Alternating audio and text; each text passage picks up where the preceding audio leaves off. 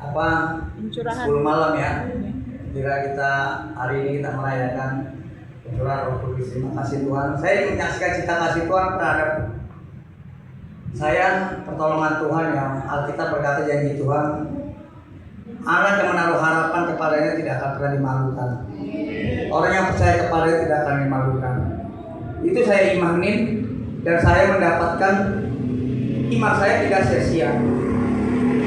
Saya sebenarnya saksi saya ini waktu kita doa 10 malam sudah saya saksikan, tapi mungkin ada yang belum. Saya menyaksikan seminggu yang kemarin, tepatnya hari Minggu hari ini, tepatnya di warung pojok, saya disamperin oleh orang yang pernah kerja bareng sama saya di PS Putra Samudra. Pas kebetulan kemarin kan saya di Putra Samudra itu posisi saya ada di Kastorit, yaitu di gudang. Saya bekerja di situ bersama adiknya bos di gudang itu. 1 minggu, 2 minggu, 3 minggu saya masih mulai stabil kerja. Mungkin kalau boleh dikatakan saya orang yang paling cepat untuk menghafal semua yang ada di gudang itu. Posisinya letaknya di mana bagian 20 kilo, 30 kilo sampai 50 kilo. Saya tahu persis mana. Dan jenis-jenisnya saya tahu. Pas kebetulan itu kan supplier ikan, pokoknya jenis ikan sama daging. Saya kerja di situ. Dan begitu minggu ketiga saya kerja di situ ada perbedaan. Beda pandangan dan beda tanggung jawab. Saya sama adiknya bos, kepala gudangnya, sedangkan saya di bawahnya dia. Kenapa saya bilang ada perbedaan? Setiap barang keluar tanpa izin saya harus tanda tangan, Pak. Ya kan? Dan itu saya tolak. Setiap barang masuk atau barang retur dari restoran, saya suruh tanda tangan, tapi tanpa ada kiloan. Semestinya kan setiap barang yang keluar dari gudang itu kan di kilo, ditimbang dulu, dicek fisiknya, baru kiloannya. Begitupun misalnya ditolak di sana, kita timbang lagi kembali. Nah, udah ditimbang, baru kita foto, baru kita tanda tangan bahwa hari itu, jam itu, barang itu ditolak dan kita terima. Tapi ini enggak. Nah, akhirnya ada insiden itu kebetulan supir itu ngejual, itu sebenarnya bukan wilayah saya, itu supir ngejual pelek.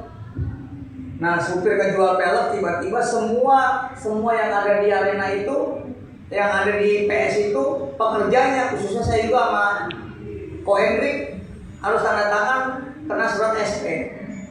Tapi dengan tegas saya menolak surat SP itu, karena satu, ini bukan bidang saya, kedua saya bukan pelakunya. Dan saya minta sama bos, kalau ingin tahu siapa ini pelakunya, buka aja bos CCTV, karena di sini ada 8 CCTV.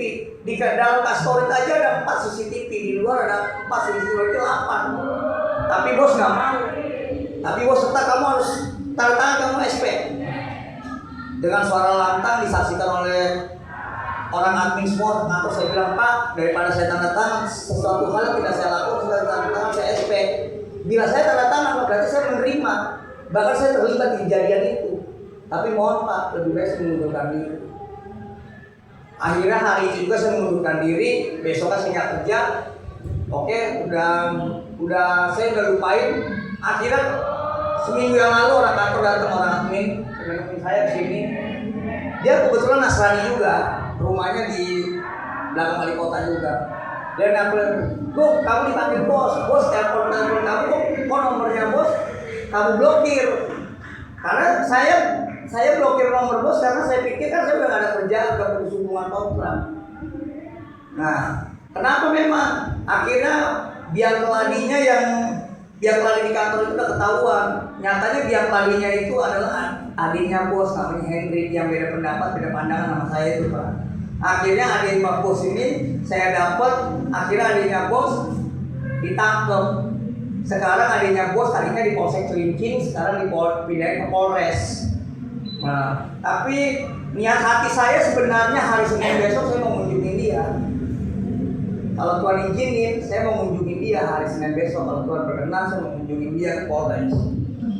Saya di sini bukan, kalau ibarat marah, saya marah.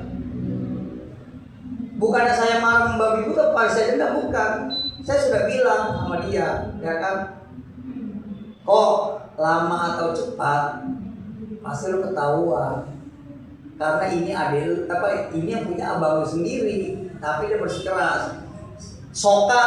Piting soka yang tadinya masuknya berapa kilo dibikin sekian ton, sama dia ditambahin per onnya. Jadi singkat cerita akhirnya ketangkap lah orang gudang semua. Pertama Ko Hendrik kepala gudangnya, kedua si Gani, orang gudangnya semua yang baru-baru itu kena imbasnya apa? Dia menikmati hasil dari Ko Hendrik ngejual barang itu. Akhirnya semua dipecat, tapi dikasih pilihan, kalau kamu mau kerja di sini kamu di penjara, proses hukum. Kalau enggak kamu mundurkan diri. Akhirnya yang tiga mundurkan diri, Ko Hendrik dibawa ke Polres. Di sini saya mau menceritakan kasih Tuhan. Ini adalah pertolongan Tuhan ya. Saya bertolong. Ini momen yang saya terlalu berani dalam hidup saya. Kenapa saya bilang? Saya udah berani menolak itu untuk bekerja sama dengan Ko Hendrik. Saya berkali berkata tidak kok, saya lebih baik mundurkan diri. Saya juga kemarin begitu saya keluar dari PS Putra Samudra, saya sempat galau juga Pak, ya kan. Kita nggak ada tujuan, nggak ada teman, saya mau curhat, saya bersukacita, bersyukur akhirnya saya ketemu sama Bu Gembala Bu Rahel, dan akhirnya saya bisa cerita, bisa komunikasi, akhirnya saya bisa ibadah, bisa menguatkan iman saya untuk bertumbuh terus. Saya juga sama Kak Erlina, Kak Tose, Kak Pika, saya berterima kasih. Apalagi kita sering ibadah malam juga persekutuan. Kami berterima kasih, itu yang membuatkan saya untuk terus saya beriman kepada Tuhan. Saya ingin sebenarnya, saya bukan menasihati, tapi lebih tepatnya saya ingin mengasihi. Ayo kita berharap terus kepada Tuhan. Ayo kita pilih kok